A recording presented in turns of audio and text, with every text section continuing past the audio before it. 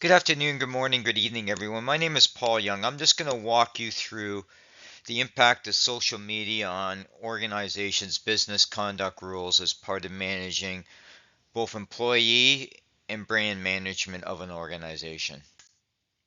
Here's my agenda. Here's a bit bio about myself. I'm a CPA, so I've been working stringently with business conduct rules for well over 20 years. I've actually taught lectures on it from an accountant perspective. And it's close to my heart because I'm a believer in both brand and corporate management protection and business conduct rules overlay into the social media environment. More prevalent now because of the more people that are engaged with social media. When we talk about social media, we're really talking about defining policy here, right? And really, it's all needs to align with your corporate goals, which typically fall under truthfulness, doing things with ethical behavior, transparency, accountability, and just overall respect, right? And then those terms can be broad based, but in general, your behavior should reflect that whether you're inside an employer's environment or your personal. I'm a believer in this that once you get inside outside of work, you shouldn't be a Dr. Jekyll, Mr. Hyde. Yes, you need to have the balance, but your behavior should be the same. And that's critical when you're driving organizations in terms of conduct.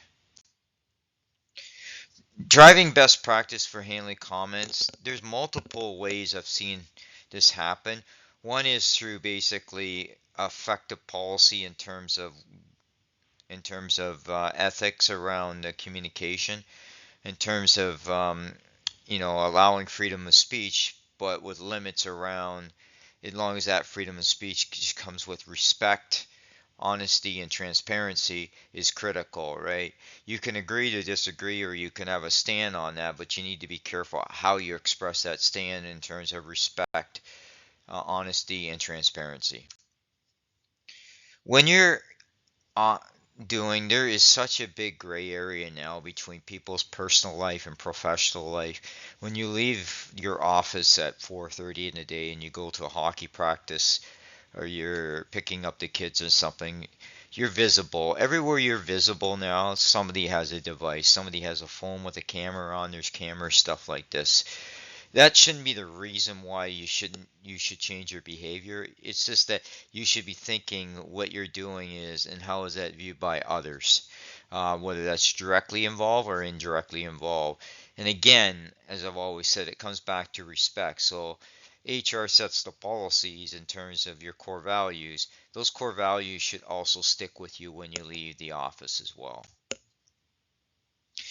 The biggest challenge you're faced is like anything else is the labor laws haven't really uniformly aligned with social media in terms of what is deemed like freedom of speech and what is deemed that is in violation of business conduct rules by an organization, because at the end of the day, organizations have to protect themselves, so they have a brand that they have to protect themselves from, and they're always cognizant of how they portray themselves on the issues of the day because of what consumers can perceive them, right? So there's a balancing act and it's delicate, but it's something to bear in mind.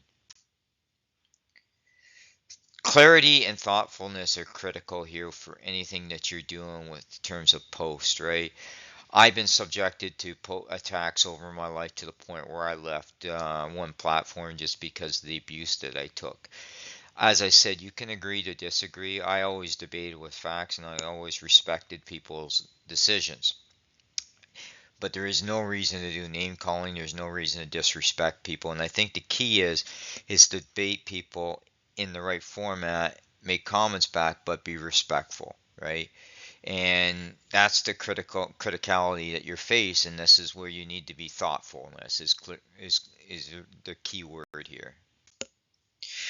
When we look at policies here, and this just gives you an idea, is you've got two parts of policy overall. You have the regulatory compliance, which is the privacy rules. So some stuff when you go out there is you have to follow the regulations of what you're doing. Second point is it's still pretty blurry between professional, personal activity. I think you just need to be clear in terms of your core values that when you make posts on social media is about something that you respect of your core values in terms of truthfulness, respect, honesty, all the ethical behavior that you need to follow at work, that you follow it accordingly. That's the criticality here. It's going to be an evolving area with social media because of just the more we see response and reactions, the more we'll see policies get changed or adjusted accordingly.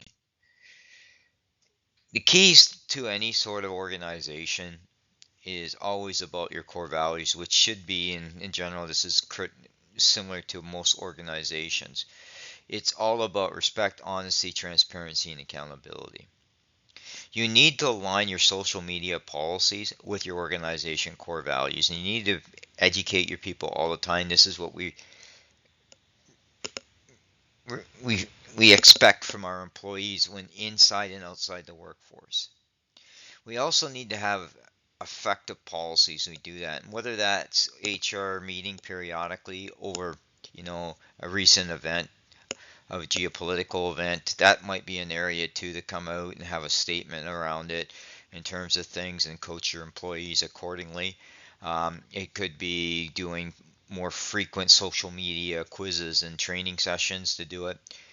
We need to be cognizant of that. What method works might work for one, not for the other. And it's also difficult when you start dealing with small, mid-sized companies that don't have the resources, so they're going to have to rely on somebody doing multiple roles. As I mentioned earlier, we live in a world that's very well connected, and we need to address that accordingly. And you can't overemphasize that the business have a brand to protect. They could have advertising dollars or customers leave, so they have to be very careful how they measure how they view certain posts in terms of its overall operational model. This just gives you an idea in terms of HR roles now. You're starting to see them do more audits around there. You're starting to see more training done.